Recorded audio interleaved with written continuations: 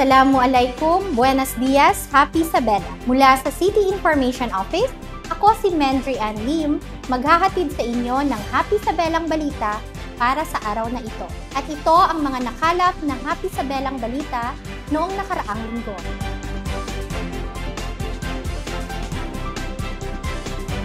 Mayor Dada, isa sa mga nanguna sa paglungsad ng Mayors for Good Governance.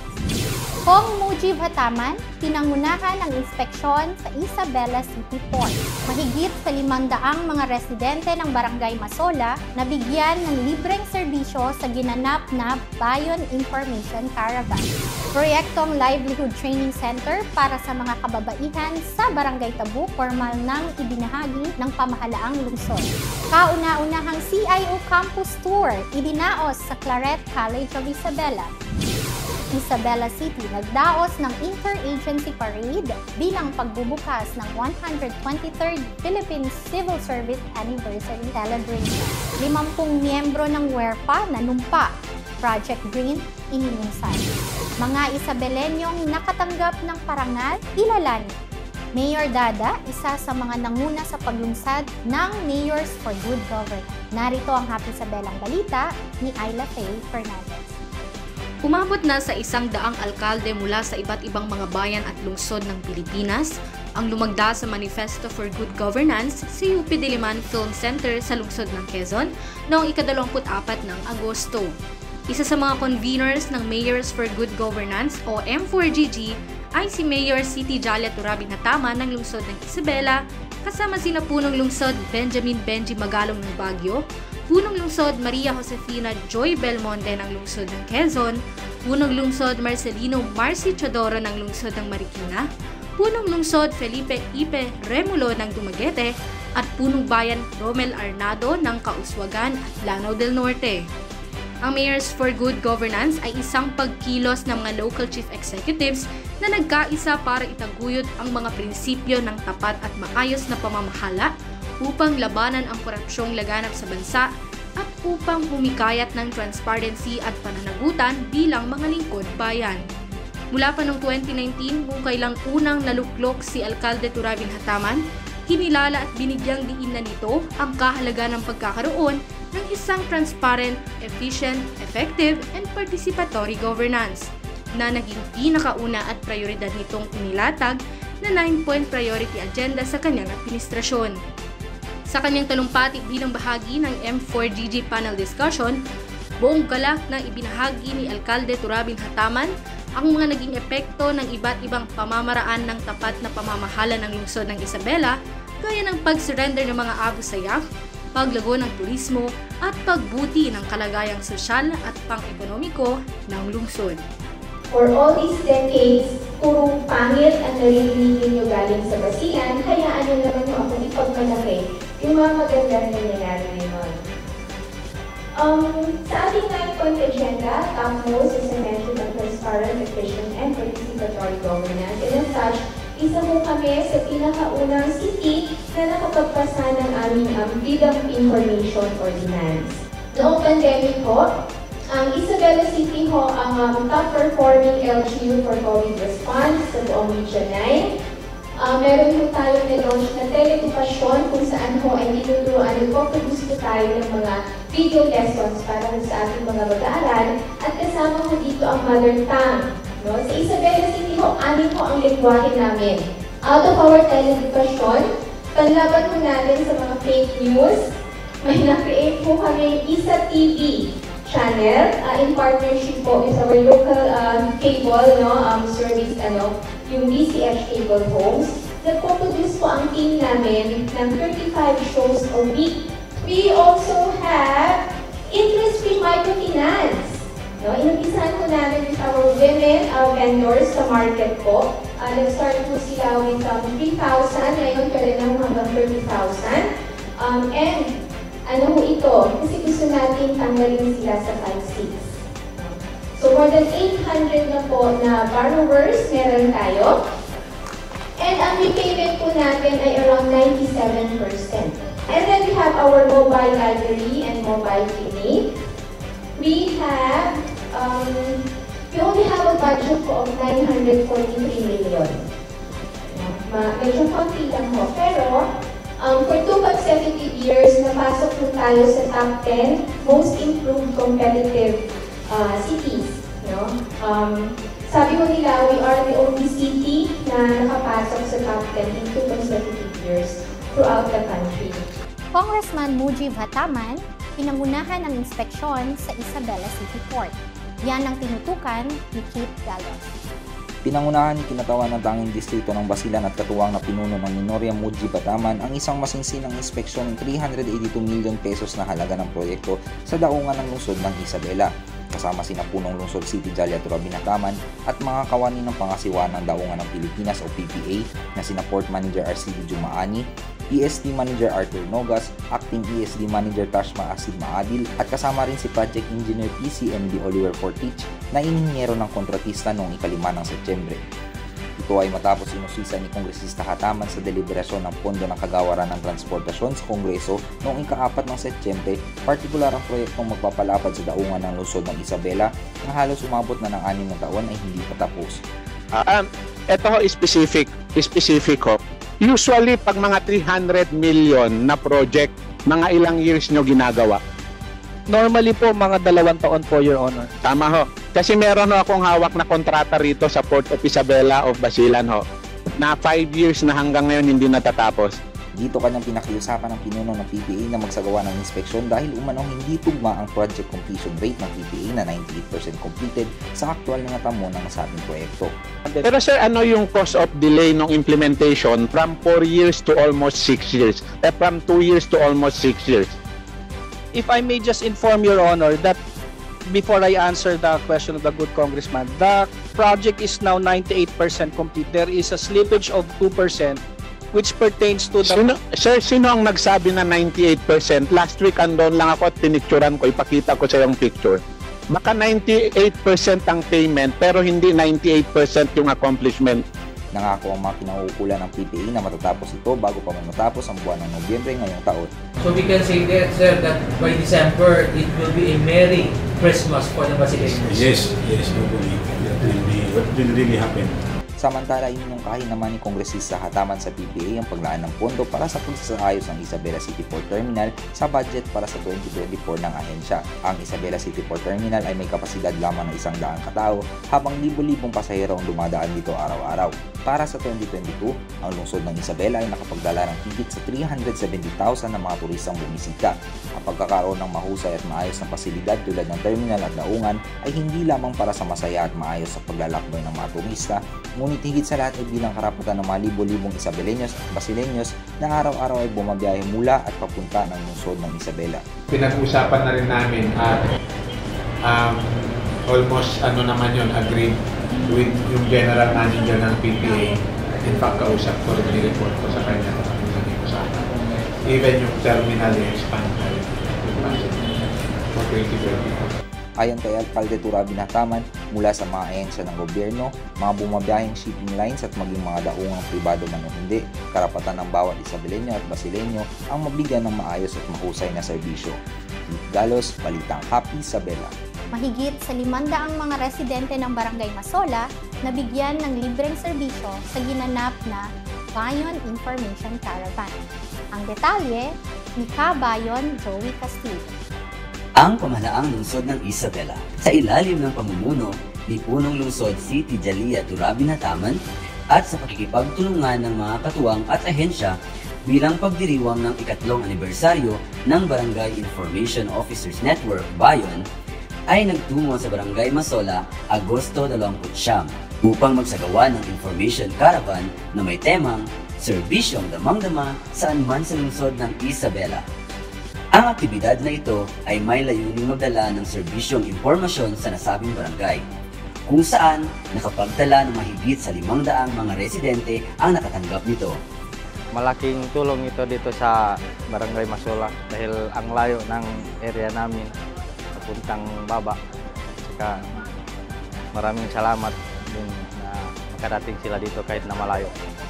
Ang tanggapan ng impormasyong pampubliko sa pamumuna ni City Information Officer Mendrian Lim ay nagmungkahi ng isang paraan kung saan ang lahat ng mga stakeholder at ahensya ng lungsod ay magkakasama upang tugunan at magbigay ng mga serbisyong kinakailangan sa antas ng komunidad. Nandito po tayo ngayon sa Barangay Masola dahil gusto nating ipaabot yung impormasyon, no? Kami sa City Information Office, it's our mandate na magbigay ng impormasyon tungkol sa mga programa at serbisyo ng local government unit. Personal na dinaluhan ito ni Punong Lungsod Turabi Nataman kasama si Konsehal Karel Sakalahol. Tingin ko dapat yun yung talagang priority natin. Sabi ko nga, sana kahit once a year lang maikot talaga natin lahat ng mga barangays. We cannot say successful tayo kung hindi natin na-reach yung pinakamalayo sa atin. Kaya nga nagpapasalamat din ako sa CIO, sa Bayon, na dito nila hinold yung kanilang 3rd year anniversary at napasama natin ang CHO, CSWDO, PWDO, no, para madala din natin yung ibang mga services natin. And I think we're going to also hold the People's Day soon dito sa Masola. Ipinaabot ng alkalde ang kanyang napakalaking kasiyahan at pasasalamat para sa mga taong nasa likod ng matagumpay na kaganapan. Narito ang datos ng tulong na nahatid ng araw na iyon.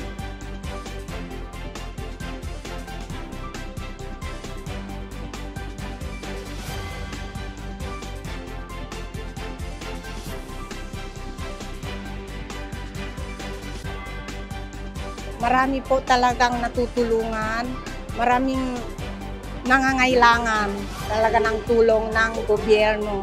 Kaya nagpapasalamat talaga kami na nakarating talaga ang serbisyo ni Mayor Dada. Dahil ganito ma'am, yung mga nagpapacheck up ng mga senior, sila talaga ang umaasa ng tulong. Saka mga solo parents. Marami din po kaming kailangan dito tulad ng mga ma'am, kalsada namin, kailangan talaga namin ito masolusyonan. Masaya po dahil kasi yung mga tao dito na kahit papano matutulungan. Hindi na mahirapan na pumunta pa kung mga kasi sila nang pumunta talaga dito. Joey Castillo, Balitang Hap Isabela. Proyektong Livelihood Training Center para sa mga kababaihan ng Barangay Tabuk, formal nang ibinahagi ng pamahalaang lungsod. Narito ang ulat ni Christine Manuel. Isa sa mga layunin ng pamahalaang lungsod ang mabigyan ng espasyo ang mga kababaihan sa paghubog ng kanilang kinakailangang kasanayan at kaalaman sa kahit anumang larangan. Kaya naman, nitong ika-6 ng Setyembre ay nagsagawa ng turnover ceremony kung saan ibinigay ang simbolikong susi para sa Isabela City Women's Livelihood Training Center sa Barangay Tabuk, isa sa 45 barangay sa lungsod ng Isabela. Ayon pa sa ilang residente, malaking tulong di umano ang center na ito sa kadahilan ng mas mapapadali ang mga hakbangin sa pagbigay ng kinakailangang tulong ng mga kababaihan sa kanilang barangay. Ang Isabela City Women's Livelihood Training Center ay tinatayang aabot sa 2.5 milyon sa kabuuan.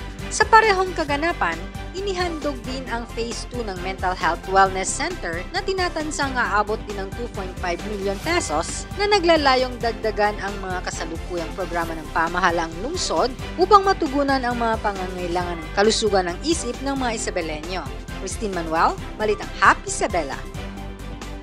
Kauna-unahang CIO Campus Tour idinaos sa Claret College of Isabela. Ang detalye ni Shane Swan.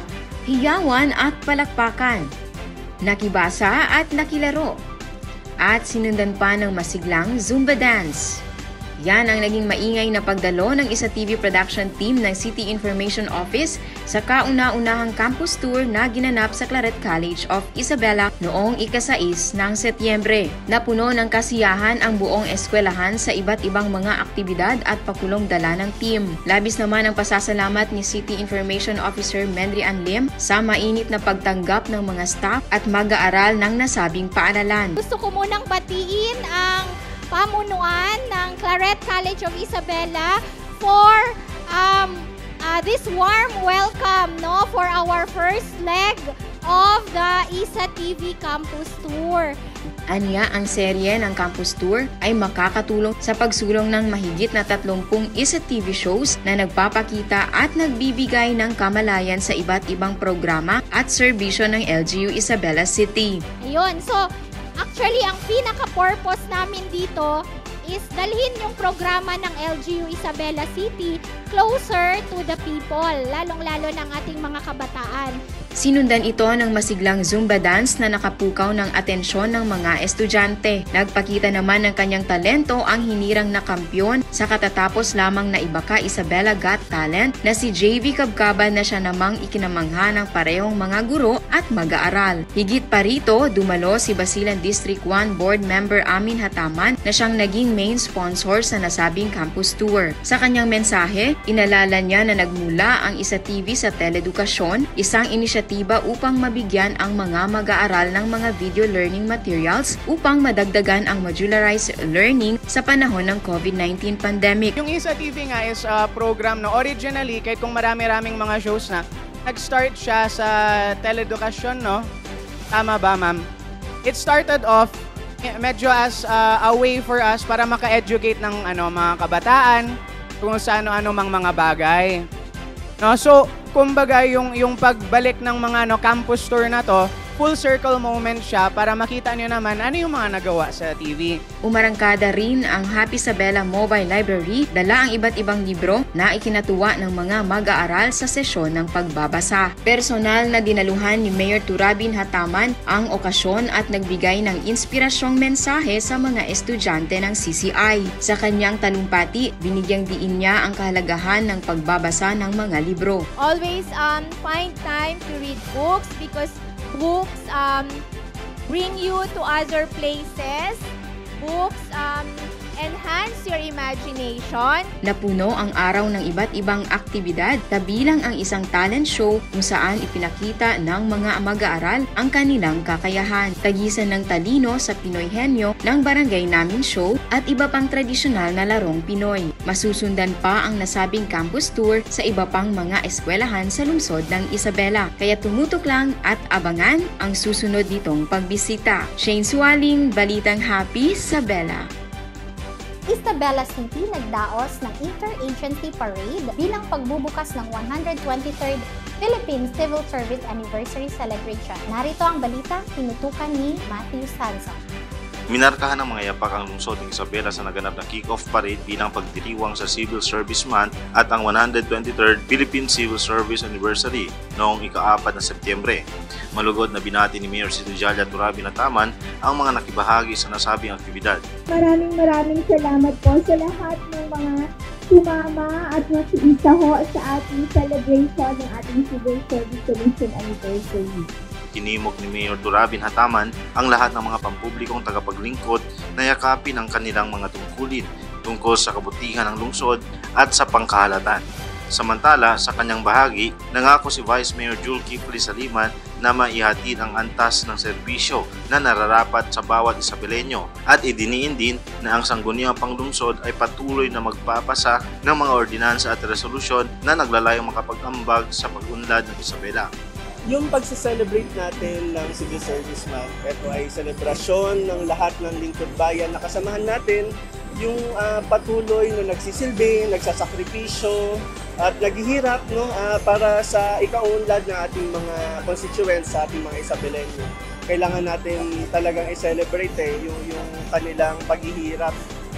Hindi kasi kakaibang calling kasi yung paglilingkod bayan. Kaya naman saludo tayo sa mga kasamahan natin lingkod bayani, keep working, keep safe everyone. Sa mismong aktibidad, pinangasiwaan ng pamahalang lungsod ang turnover ng isang sasakyan sa Local Council for the Protection of Children. Ang handog na sasakyan na pinondohan ng halagang 1.5 million pesos ay muling pinagtitibay ang pangako ng administrasyon ni Mayor si Tijalia Turabin Hataman sa pangangalaga at kapanganakan ng mga bata. So, ngayon lang ho, nag-turnover ho tayo ng 4x2 pick-up. Yung pondo ho, galing po sa LCPC Fund. Kinuha po yung pondo from LCPC. Ito pong pick-up na ito ay gagamitin po sa lahat ng mga activities na meron tayo under sa Children Welfare Program. Another program po from CSW. Matthew Sanson, Balitang Happy Isabela. 50 miyembro ng WERPA nanumpa. Project Green, inilunsad. Yan ang Youth Patrol ni Christine Lim. 50 kabataan na bahagi ng organisasyong Working on Environmental Restoration and Preservation Advocacy o WERPA na nangunguna sa pagtaguyod at pangangalaga ng kalikasan ang nagkaisa para sa seremonya ng paglagda ng panunumpa sa Project Green, Growing Resiliency among Environmental Enthusiasts ng WERPA noong ika-22 ng Agosto. Ang nasabing organisasyon at proyekto ay suportado ng pamahalaang lungsod at gabay ng tanggapan ng lokal ng paglilinang pangkabataan o LIDO. Dinaluhan ang nasabing aktibidad ng mga katuwang at mga kilalang tagapagsalita sa usapang pangkalikasan upang ipakita ang kanilang buong pusong suporta sa panibagong yugto ng WERPA. Ang grupong WERPA ay binuo at itinatag ni Ana Sahibil na siyang nagbahagi ng makabuluhang paglalakbay ng nasabing organisasyon mula sa pagkatatag nito hanggang umabot ito sa ika-6 na taon sa kasalukuyan. Etong WERPA, bago magkaroon ng WERPA, from Basilan National High School Supreme Student Government, hindi po nakapunta ang aming president na si Mr. Padji Lanza. So automatically, si Vice President. So, kasama ko po that time si Ruel, umattend po kami nito. Nakapanood kami ng video talking about environmental destruction. So, sa Basilan Empowerment na ito, dito po yung nagkaroon ng project proposal, which is na nga si WERPA, at alhamdulillah, si WERPA ay nakapasok po sa top 3 project proposals. Hinimok ni CIO at GAD Focal Mendy Anlin ang mga miyembro na ipagpatuloy ang kanilang pagsisikap at ipakitang potensyal na maaaring makatulong upang maabot ang kanilang mga layunin at tagumpay bilang isang organisasyon. So pag mag-isip tayo ng mga development programs, it should always be sustainable. No? Sustainable development. This youth activism and youth participatory governance na ginagawa natin, ipagpapatuloy lang po natin at mabuhay po ang mga kabuhay. Bilang karagdagan, ibinihagi ni Lido Lavinia Perez Harejolme ang kanyang lubos na paghanga sa dedikasyon ng organisasyon at sa kanilang mga hakbang tungo sa kalikasan. Ang dami-daming nangyayari. Nadidelay lang siya siguro, pero alam nyo, ang puso namin at yung gusto namin gawin ay yung suporta namin para sa mga kabataan. Hindi lang ito, environment, pero alam niyo kung kaya sa lahat ng sektor, susuporta kami. Samantala, si board member Ahmed Ibni Jalib Hataman ay nagpadala ng kanyang video message kung saan ipinaliwanag niya ang mahalagang papel na ginagampanan ng mga kabataan sa paghubog ng kinabukasan ng kalikasan at kalusugan. I want to emphasize kung gaano kahalaga na may mga organizations na katulad nyo. No? Kasi environment is one of our most important aspects of development. Unfortunately, environment rin ay isa sa mga hindi masyado nang bibigyan ng pansin.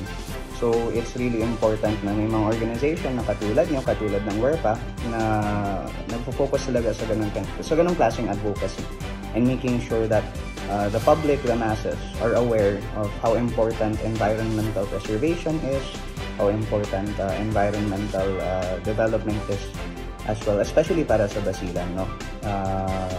Isa sa mga pinakamahalagang yaman natin ng probinsya natin ay ang kalikasan talaga.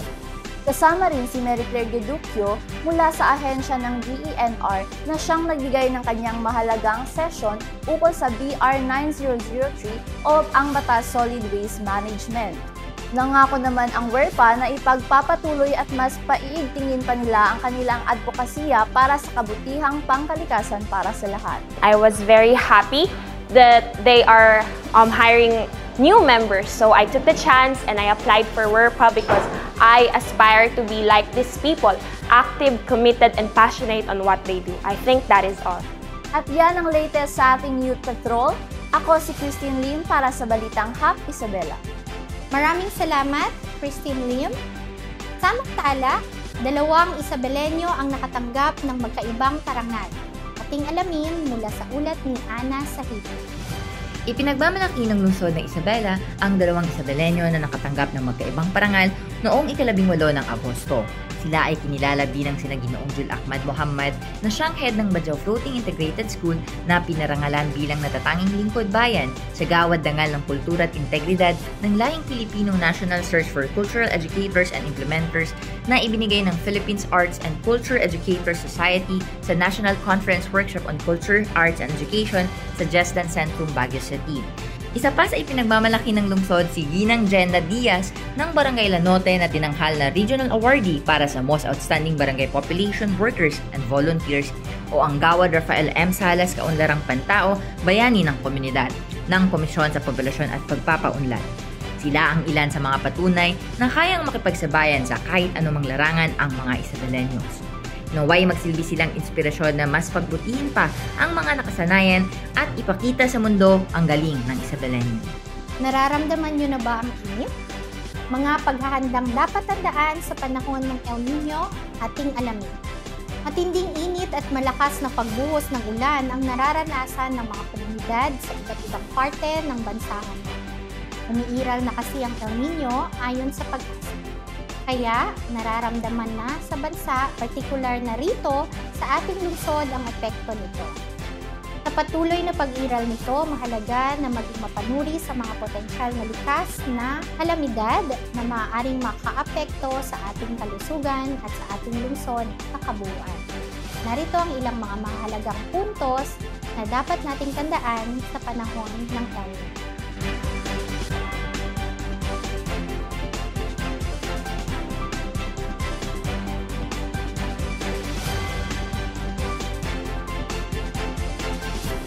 Ayon sa Pag-asa, ang nasabing pag-issue ng El Nino Alert ay bunsod ng patuloy nilang pagsubaybay sa pagbuo ng mga kondisyon ng El Nino sa Tropical Pacific. Para sa karagdagang impormasyon, tumutok lamang sa mga updates mula sa City Government of Isabela. Maaari ring makipag-ugnayan sa City Health Office at para naman sa kaso ng emergency, bukas ang tanggapan ng Isabela City Disaster Risk Reduction Management Office. Tumawag lamang sa mga sumusunod na hotline.